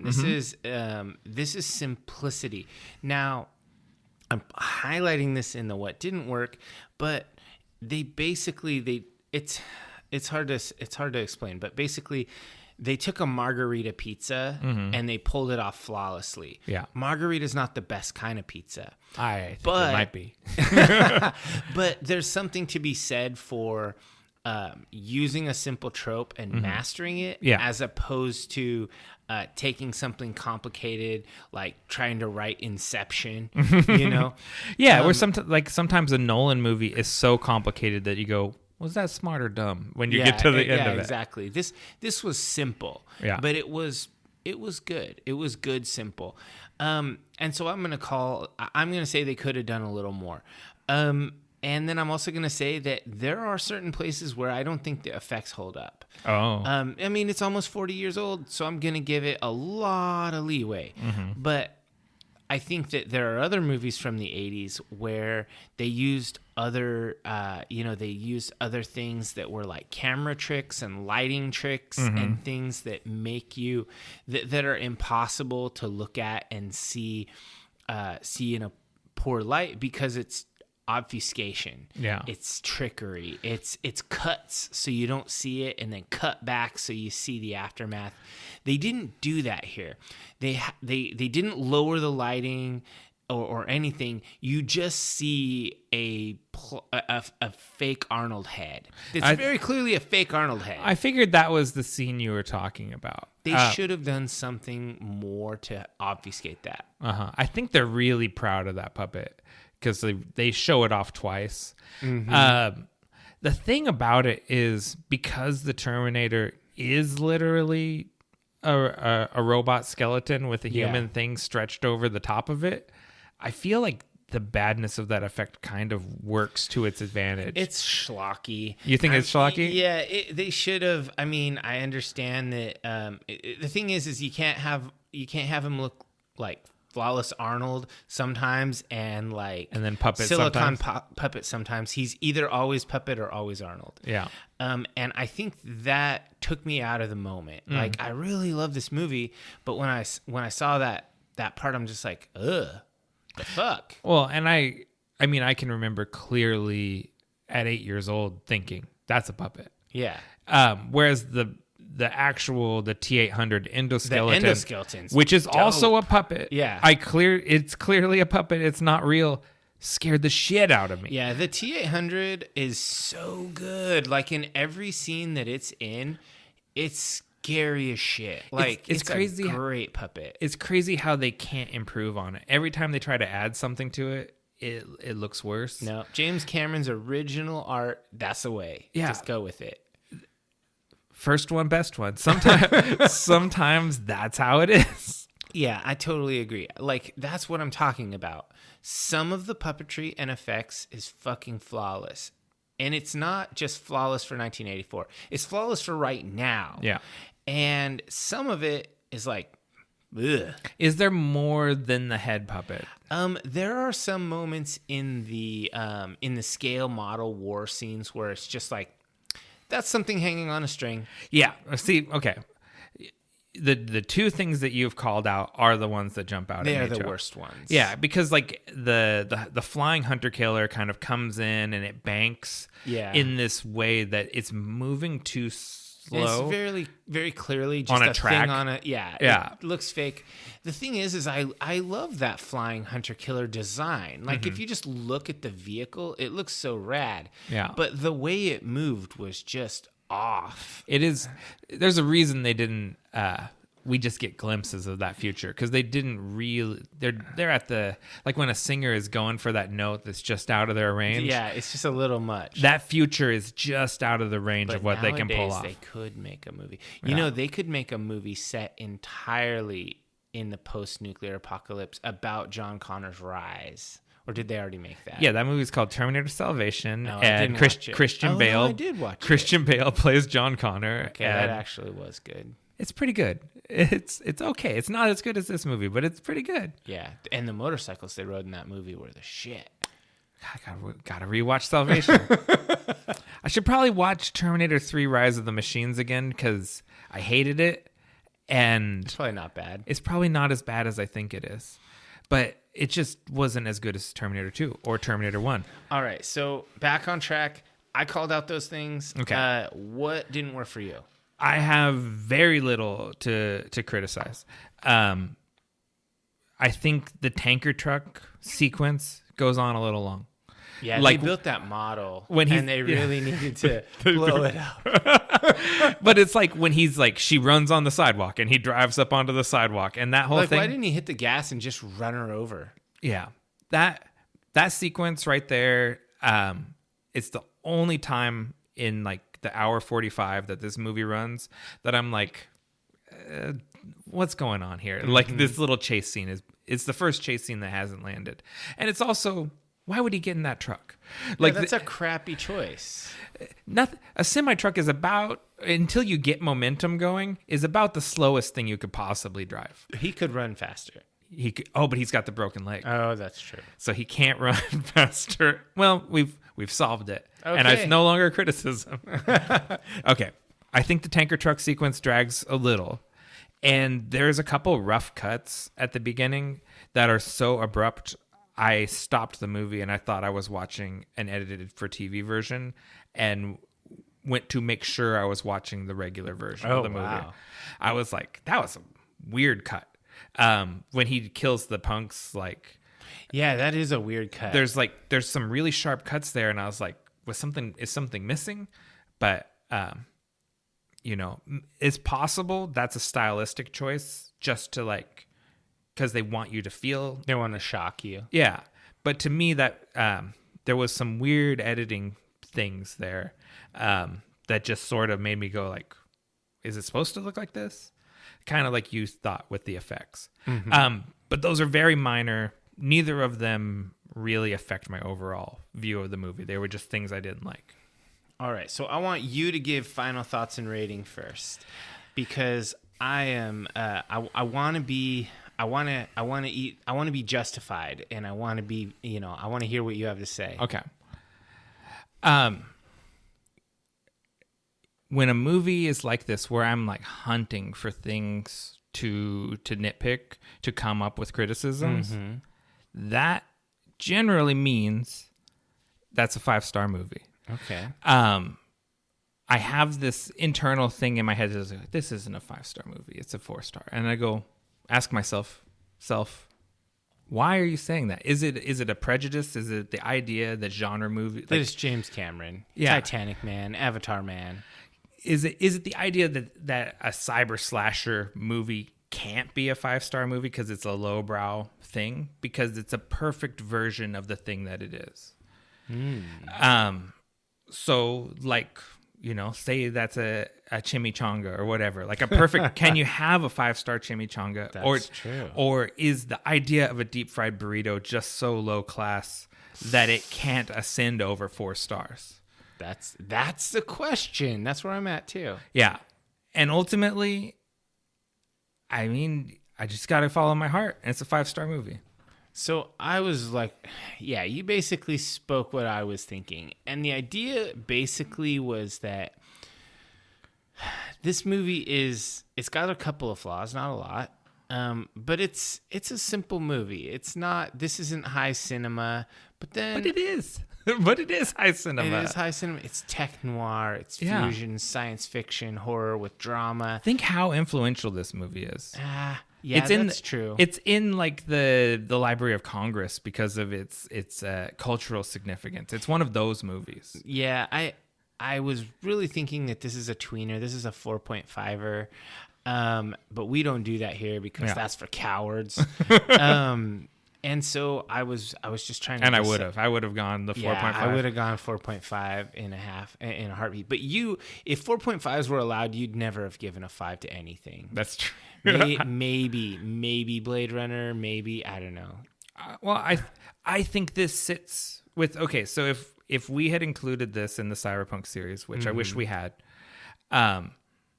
it would be there in the pantheon with of the top Matrix. It would be one of the top 5 movies. It was like Matrix, RoboCop, and the 2 Blade Runners, The Matrix, yeah, and then I think I did Akira for my number 4. This would have probably bumped Akira down one and slid in there. Yeah, this is definitely better than RoboCop. Yeah, no doubt.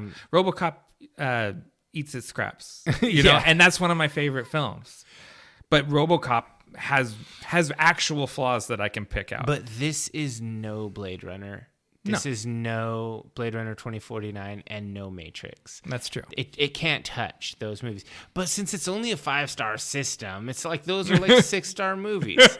Well, no. These are films that we're talking.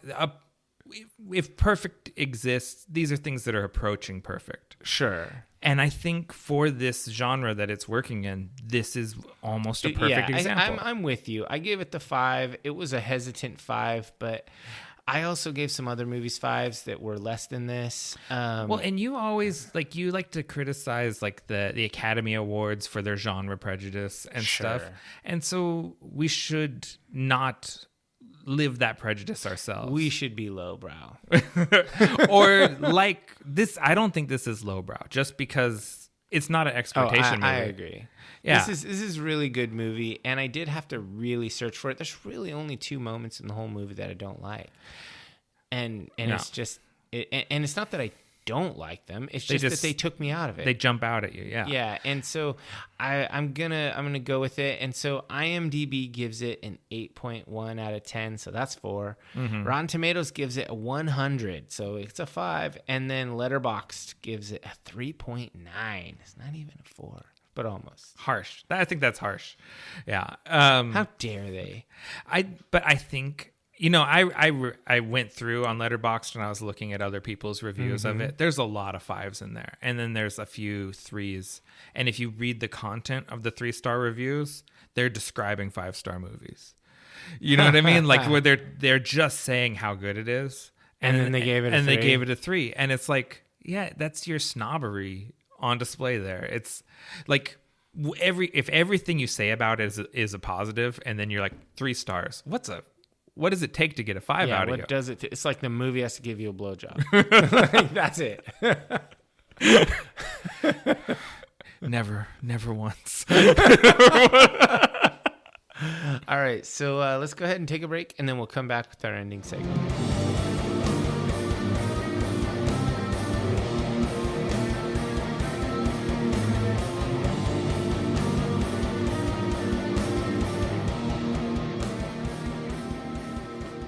Welcome back, divers. It's time for our final segment, the one where I ask Dave, what are you into right now?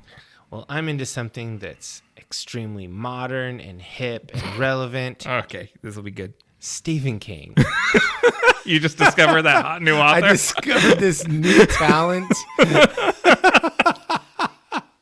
I have never listened to any Stephen King books ever. Mm-hmm. And since I last talked to you, I've gone through 2 of them. Okay. I am in the 3rd, or no, actually, I take a small break because these things are heavy. I listened to the audiobooks for the Dark Tower 1 and 2, the Gunslinger, and the Drawing of the Three. They're not, they're not the equivalent of cell phone movies. Like, you gotta pay the fuck attention. Yeah. And so I'm taking a short break with some popcorn fiction, some urban fantasy. And then I'm going to go back. Mm-hmm. But damn if it's not good writing. It's slow paced. It's old school. I was talking to Carrie about this, and Stephen King is old school. Mm-hmm. He takes his time unraveling a concept. Mm-hmm. He walks around it. He looks at it from different angles. He explores the idea, and he never tells you. He always shows you. Yeah. And so it's long form. Mm-hmm. But damn if it's not good. So I never thought I would be into this, but I had a buddy of mine, Charlie, who I go to the gym with. He said it's his favorite series of all time, and he's read the Game of Thrones stuff, and I'm just like, well, fuck, it's getting better than Martin. What the fuck? And I mean, I've read a lot of books, and this is good. This is up there, and so I'm gonna finish this up. It's interesting because it's kind of sold as a fantasy. It's kind of sold as a dark fantasy, but it's got like a cowboy, a gunslinger.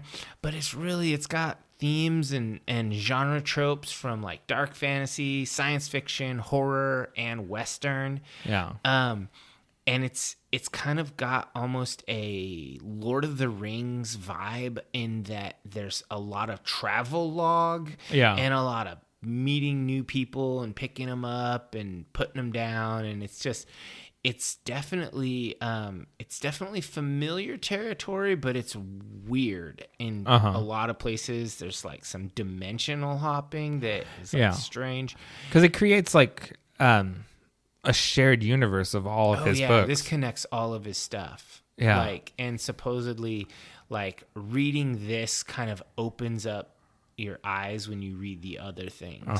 So I don't know if I'm gonna do more Stephen King after this. I mean, there's always so many good things out there to check out, but this kind of had my name on it for a long time. I've wanted to check out at least The Gunslinger, the first one, and so I'm really interested in his origins and stuff. And I guess one of the middle books in the series explores Roland's beginnings in his life before his world passed on, as they say.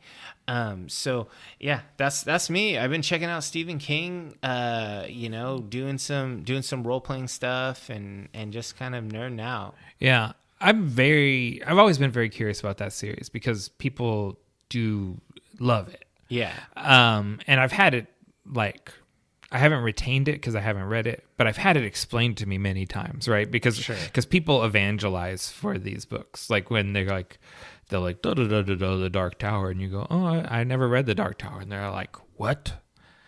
Let me exposit to you for 20 minutes about every Stephen King book and how they all are interconnected. And it's so weird, like, because I was talking to some people and they're like, yeah, the first book is the worst one. The rest, it just gets better and better and better. And I read the first one and I was like, fuck, that was like a head trip. That was crazy. And then I do the second one and I really was liking it. And then like there's a middle moment, like kind of like in the Terminator when they're in the police station, like there's this middle section, this interlude, and I'm like, fuck, I hate this character that they're on. It sucks so bad. Like, think of the perspective you like the least in the A Song of Ice and Fire, and like times that by 10. And I was just like, fuck. And then they finish that and get to the back, and I'm like, okay, am I all in it? And then at the end, it wraps it all up so tidy, and I'm like, okay, I'm still in. Yeah.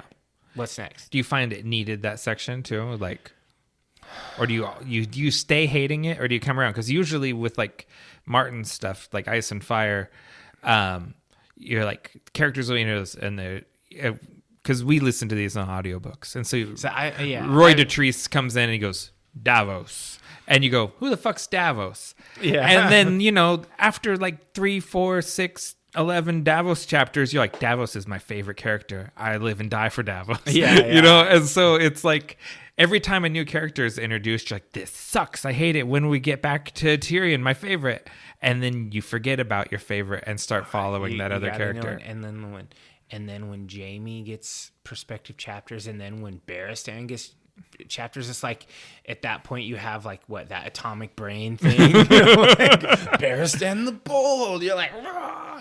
No, I don't know. Like it wrapped it up. It's really the character. The character's name is Detta. For anybody who's listened, she is intentionally hateful character. She's a shitbird to everyone. And she's vicious and unlikable intentionally. Yeah. There's like the only redeeming quality you could really say about her is that she's extremely tenacious. Like She has stick to it. It's like the Circe chapters. No, I like Circe way better because okay. I understand Circe. Yeah. This lady's just like insane. Because I love the Circe chapters because you're like, well, I don't like her anymore as a person, but understanding her is so revelatory. It's like everything makes so much more sense now when you get behind that curtain. Yeah, and this is definitely not a spoiler if you get into the book. This character Detta she's one aspect of a lady with schizophrenia. Oh, okay. And by the end of it, it kind of wraps up, and that like ferocious tenacity is kind of like absorbed into the character as a whole, and it's tempered by her true nature of being not a heinous, horrible, shitty person. And so it's like I come around to her. Okay. I come around to the character as a whole. As a whole. And I don't know if the thing is, like I said, he shows you everything and he examines things from many perspectives, and he really walks you through it long form. And so he could have said, a few paragraphs that describe this horrible aspect of this lady. Yeah. But no, you just get it. Okay. So that makes you, I don't know, it makes you more invested, or it makes you feel real feelings. Yeah. Like, so in a way, it's just really good writing. Yeah. Even though I hated it. That's funny. That's good. I think this is thematically in line with what we're doing now, talking about James Cameron, because there's people like Stephen King that are so successful that it starts becoming common practice to shit on them. That's why I never read Stephen King, because he's the big fucking deal. I'm like, yeah, whatever, Stephen King, fuck Stephen King. Yeah, but in my experience, it's very rare that people get to be the big fucking deal without something real there. Yeah, he's good. Yeah.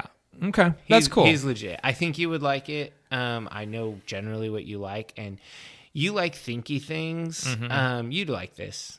Yeah, it's unlike usually when people are trying to sell me on something, I always go, no, I don't like things.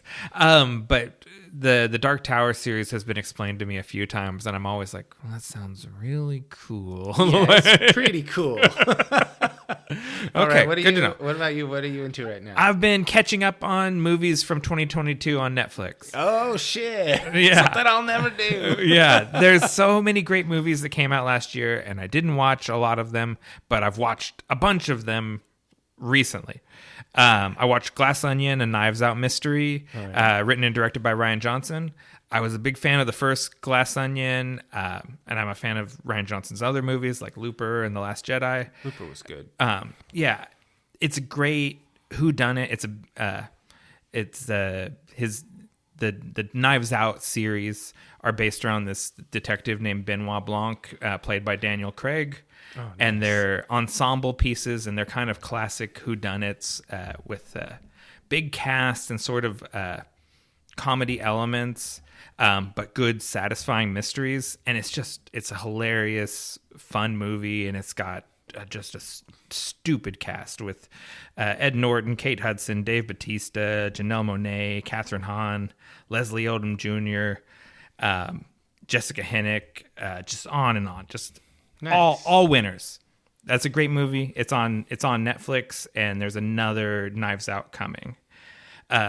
I also watched White Noise, directed by Noah Baumbach, written and directed by Noah Baumbach.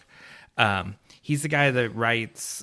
He writes a lot of the Wes Anderson movies. Like he wrote The Life Aquatic with Steve Zissou, which is a big favorite of mine. Yeah, and it's based on a book, and it's about this fictional